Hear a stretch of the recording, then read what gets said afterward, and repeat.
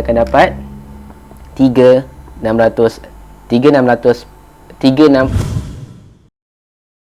Assalamualaikum warahmatullahi wabarakatuh. Okey, sebagaimana yang aku ada bagi tahu dalam video sebelum ni, aku akan tunjukkan pula cara untuk selesaikan persamaan yang melibatkan 3 pembuli ubah. Kita akan gunakan kaedah penghapusan. So insya-Allah dalam video kali ni aku akan ajarkan cara untuk kita cari nilai X, Y dan Z dengan menggunakan kaedah penghapusan. Okey, so kita soalan yang sama, cuma kaedah yang berbeza. Okey. So untuk step pertama, bila kita nak selesaikan menggunakan kaedah penghapusan adalah kita kena cari pasangan. Okey. Apa yang dimaksudkan dengan pasangan kat sini adalah, okey, katakan kat sini aku wakilkan sebagai pasangan yang pertama, sini pasangan yang kedua. Okey. So nak mudahnya, ini kita tak perlu tengok ada perkali satu ke tak kisah. Ini kita just perlu tentukan pasangan dia. Okey. So nak mudahnya, kita jadikan yang atas kali ni sebagai persamaan yang pertama, yang tengah tu sebagai persamaan yang kedua, dan yang bawah sekali sebagai persamaan yang ketiga. Okey, so untuk pasangan pertama, aku akan pasangkan ataupun gandingkan persamaan pertama dengan yang kedua. Okey. So 4x tolak 2y tambah 3z sama dengan 1, dan x tambah 3y tolak 4z sama dengan negatif 7. Okey, itu untuk pasangan yang pertama. Untuk pasangan yang kedua pula, kita tak kisah nak ambil pasangan yang mana-mana pun, tapi jangan pastikan sama dengan pasangan pertama tadilah. So nak mudah ni aku ambil persamaan yang kedua dengan persamaan yang ketiga. So x tambah 3y tolak 4z sama dengan negatif 7, dan persamaan ketiga 3x tambah y tambah 2z sama dengan 5. Okey. So ini step pertama, kita wujudkan dua pasangan persamaan. So ini, okay, aku tunjuk balik, ini persamaan pertama daripada atas ni lah, daripada asalnya. Ini persamaan yang kedua. Ini pula pasangan yang kedua, ini persamaan yang kedua, ini persamaan yang ketiga. Okay, so kita dah ada dua pasangan ataupun dua set pasangan. Alright. So step seterusnya adalah daripada dua pasangan ni kita kena hapuskan. Sebab tu nama dia penghapusan, sebab kita kena hapuskan dua benda yang sama. Okay, katakanlah aku nak hilangkan X dalam dua-dua pasangan ni. Okay, so kita tengok yang pasangan pertama dulu, yang ni. Okay, so aku nak hilangkan X. So sini 4X, tapi sini X. So macam mana nak jadi, macam mana kita nak hilangkan X tu? Kita boleh buat 4X tolak 4X. Tapi yang kita ada sekarang ni X. Macam mana nak jadikan dia 4X? Kita akan darabkan semua ni dengan 4. Okay, so tulis balik 4X ni atas tu tau, 4X tolak 2Y tambah 3Z sama dengan 1. So yang bawah ni, selepas kita darabkan semua dengan 4, kita akan dapat 4X tambah 12Y tolak 16Z sama dengan negatif 28. Okay.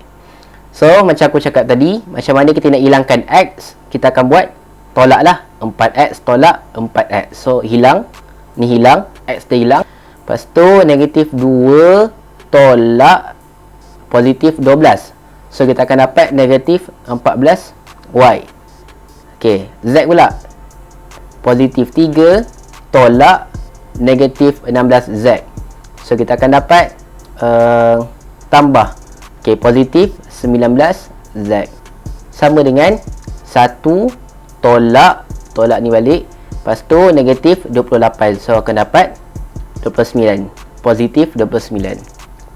So ini akan jadi persamaan yang keempat kita. Kira persamaan yang barulah. Okey. So selesai kita hilangkan X dekat pasangan yang pertama. Okey. Benda yang sama juga kita akan buat untuk pasangan yang kedua ni.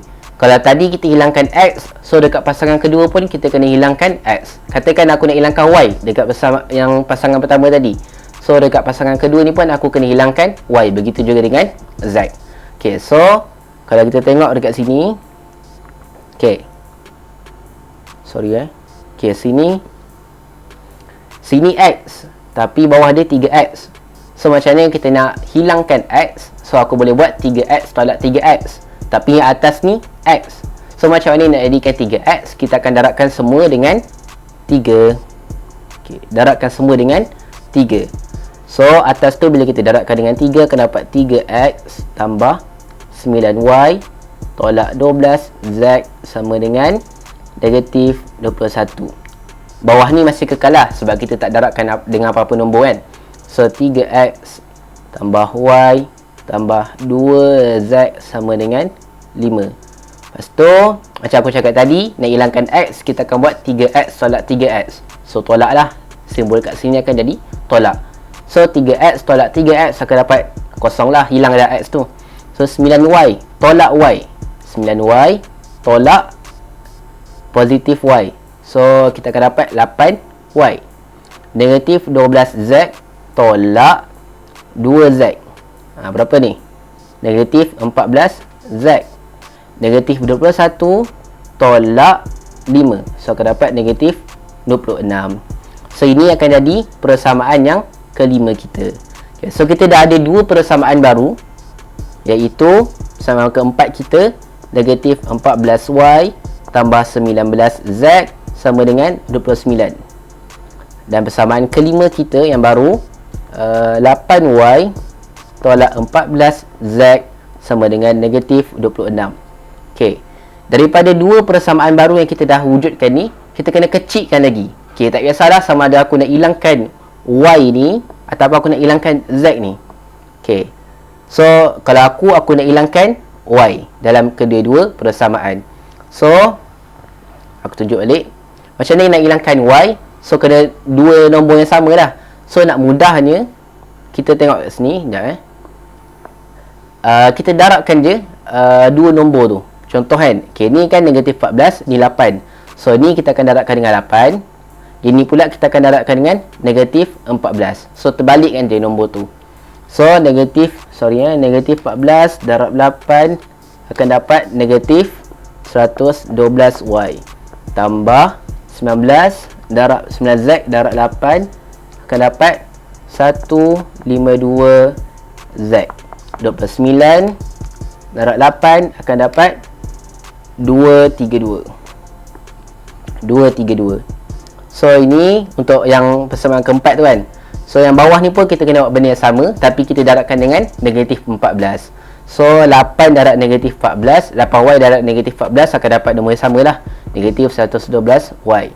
Lepas tu negatif 14 darab negatif 14 akan dapat 196z.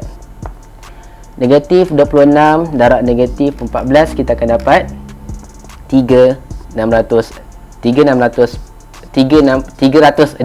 Sorry. Okey. So kita akan hilangkan dua benda ni. Okey, so kalau aku nak hilangkan y, kita akan buat simbol kat sini apa? Kalau aku buat negatif 112y tolak negatif 112y akan dapat apa? Kosong kan? Okey, so kita akan letak negatif dekat sini. Sebab contoh kalau aku buat tambah kan, negatif 112 tambah negatif 112, so akan dapat negatif 224. Sedangkan kita nak hilangkan nilai y tu. So sebab tu kita akan buat negatif, supaya bila kita tekan kalkulator, negatif 112 tolak negatif 112, kita akan dapat kosong. So biar dia lah hilang terus. So ini 152z tolak positif 196. So tekan kalkulator, tolak 196 akan dapat negatif 44z. Benda yang sama juga kita buat dekat hujung ni, 232 tolak 364, kita akan dapat negatif 132. So pindahkan, kita akan rumuskan z supaya kita dapat nilai z tu, dan z kita akan dapat 3. Sama macam jawapan bila kita guna kaedah penggantian tadi. So sama juga stepnya bila kita dah dapat satu nombor, satu nilai z. So benda mudah lah. So kita just masukkan balik nilai z ni dalam apa yang kita dah cari tadi kan, apa yang kita dah terbitkan persamaan tadi. So nak ambil mana ni? Okay, aku ambil ni 8Y tolak 14Z sama dengan negatif 26. 8Y tolak 14Z sama dengan negatif 26. Betul tak? Okey, betul. So, gantikan di nilai Z supaya dapat nilai Y. Z kita 3 sama dengan negatif 26. So, pindahkan Y kita akan dapat 2. Okey. So, Y dah ada, Z dah ada. So, nak cari nilai X, ambil lah persamaan mana-mana pun, tak kisahlah persamaan yang pertama ni ke, kedua ni ke, ataupun yang ketiga ni, tak kisah. So, aku ambil persamaan yang pertama ni lah. 4X tolak 2Y 4X tolak 2Y tambah 3Z sama dengan 1.